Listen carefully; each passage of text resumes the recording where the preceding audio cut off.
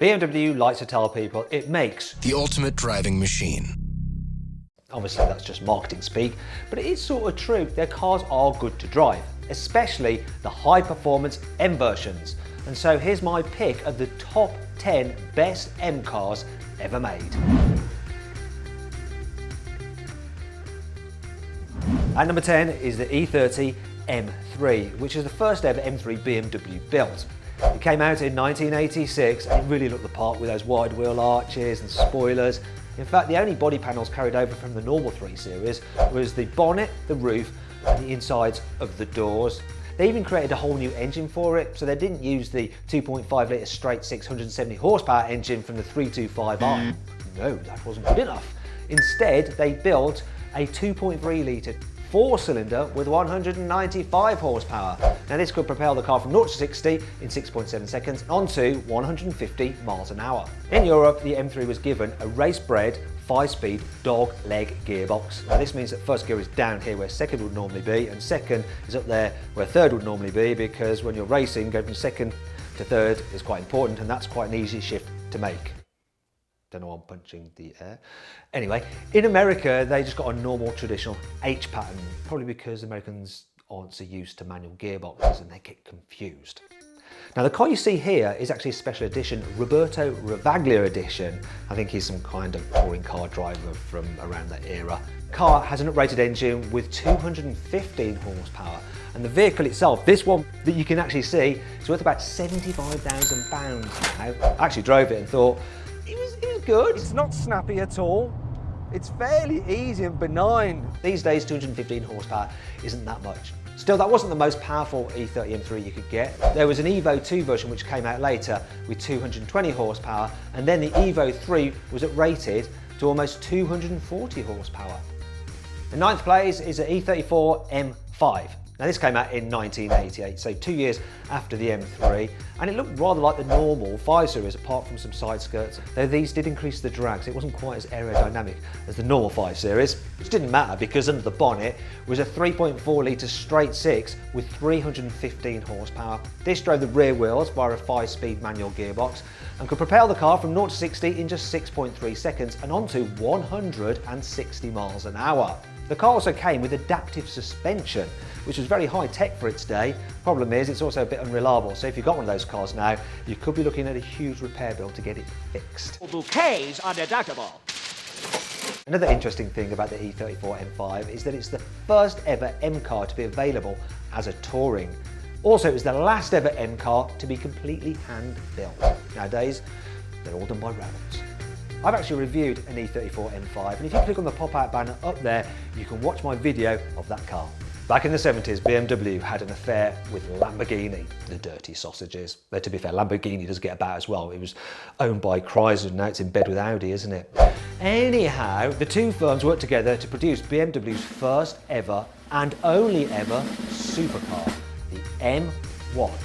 Now, Lamborghini did the chassis, BMW provided the engine, which was the 3.5 litre straight 6 from the E24 M6. It had 277 horsepower, was mid-mounted, drove the rear wheels via a 5-speed manual gearbox and could propel the car from 0 to 60 in just 5.6 seconds and onto 162 miles an hour. Now, back in the day, the M1 cost £37,500, which was £7 more than a Ferrari 512 BB. And if you account for inflation, it means that the M1 would cost, in today's money, £235,000. Now that's actually considerably less than the cars fetched today at auction. So there's profit in that.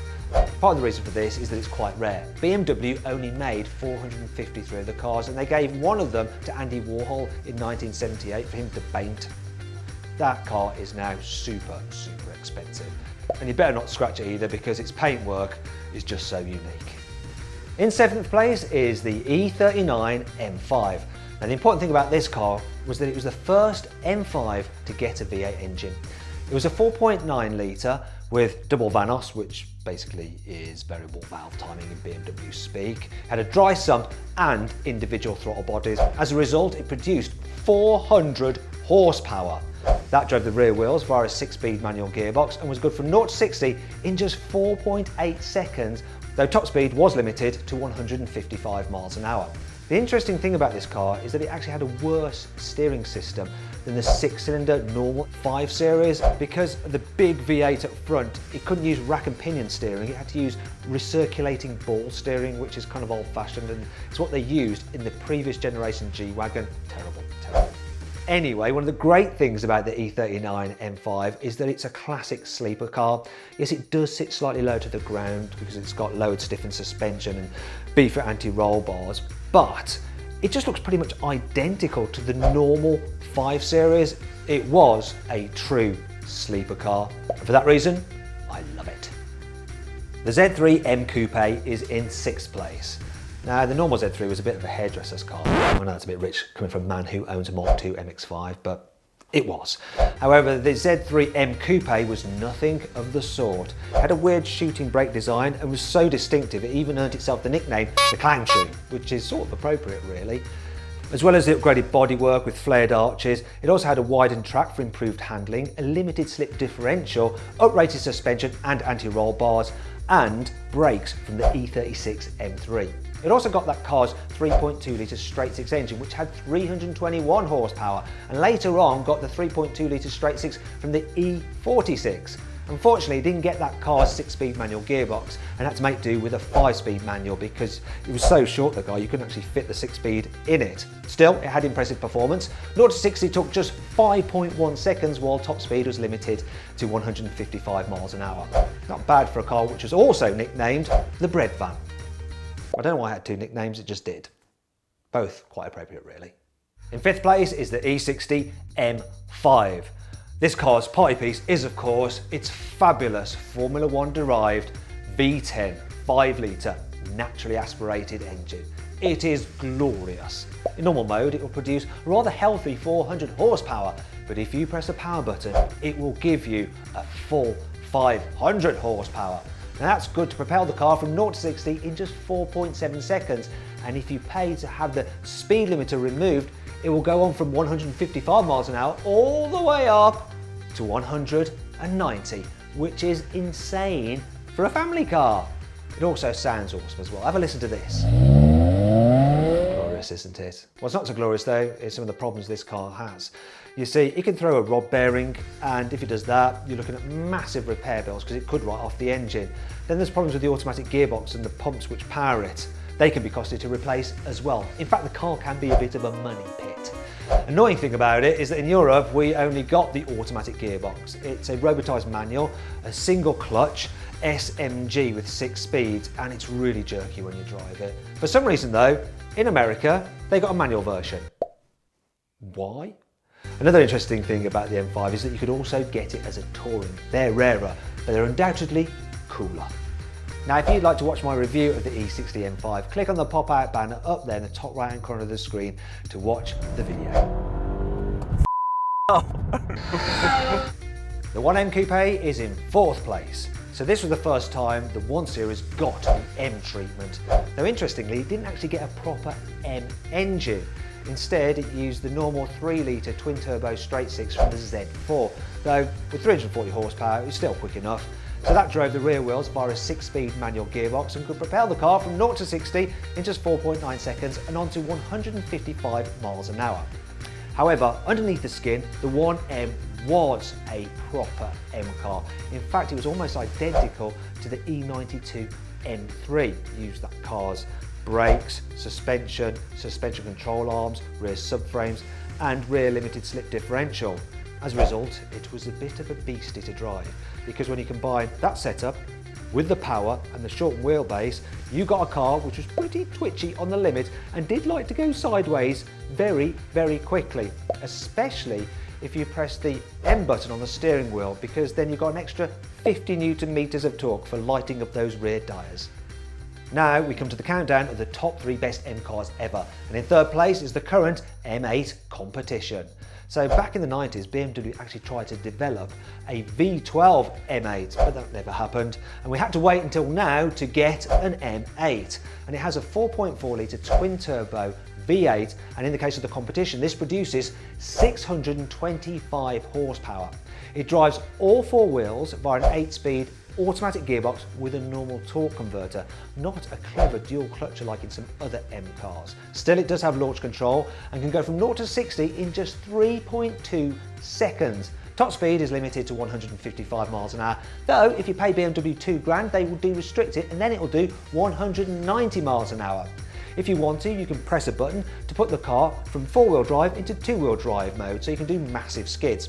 Good if you're on track, though this is not really a track car. It weighs almost 2 tons, so it is rather heavy. If you want to see just how quick the new M8 Competition is, then click on the pop-out banner up there in the top right-hand corner of the screen to watch it destroy a Ferrari in a drag race. This just goes! In second place is the M635 CSI, also known as the M6 in America, which is a much more sensible name for it. So it was released in 1983 and it used the same 3.5 litre straight six from the M1 supercar, only tuned up slightly, so it now had 286 horsepower. So this could propel the car from 0 to 60 in 6.2 seconds and onto a top speed of 158 miles an hour. The car was based on the normal E24 6 Series, so it had that beautiful sharp nose look. Though at the front it also had a splitter, whereas at the back it had some deeper bumpers and a little spoiler and that centrally mounted exhaust, which I really like the look of. Underneath the skin though, it was quite different. So it had a rated suspension and brakes, a stronger chassis and a beefed up gearbox to cope with the extra performance from the engine. To me, this is one of the best looking BMWs ever, and you can still get them now in good condition for £50,000, which I actually think is a bit of a bargain. So go snap one up if you can afford it.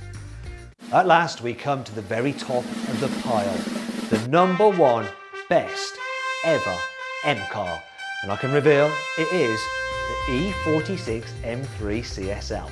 Now the normal E46 M3 is a pretty blooming decent car, but BMW made it even better for this limited edition version. So they stripped out a load away, fitted lighter windows, composite body panels, a carbon fibre roof, and they reduced the weight by 110 kilos to 1,385 kilos. That obviously helped improve the performance, as did an uprated 3.2 litre naturally aspirated straight six petrol engine, which now delivered 360 horsepower thanks to retuned internals and a more aggressive cam profile. Also, the car had a carbon fibre airbox, and as a result, it sounds absolutely awesome. As well as improved noise and performance, the car also got a rated suspension, brakes and a quicker steering rack as well, and that made it even better to drive and quicker round a circuit. It's also got semi-slick tyres as well for improved corner handling grip, though of course it's quite easy to still light up the rear tyres and do big skids in it. The M3 CSL is an absolutely gorgeous car. The only fly in the ointment is a 6-speed robotised manual SMG automatic gearbox, which is just a little bit clunky. No wonder many owners actually convert them to manuals. Now if you fancy buying an E46 M3 CSL, they are quite rare, less than 1,400 were made. As a result, they hold their value very well. You're looking at easily over 50 grand for a decent one. Now if you'd like to see an E46 M3 go up against other generations of M3, click on the pop-out banner up there in the top right hand corner of the screen to watch my comparison drag race and review video. I hope you enjoyed the video. If you did, please give it a like. Also, let us know what you think of our list.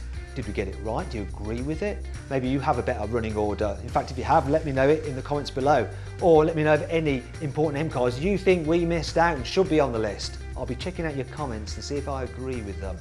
Now, if you want to watch some more videos involving M cars, click on the windows below. And if you click over there, you can download the new carwow app, and that'll let you do things like watch our videos, compare reviews, check out the best deals on any new car, and also use our special car valuation tool when you can use the camera on your phone to read the number plate of any car and you'll get a valuation back on it. You may as well download it, it's free.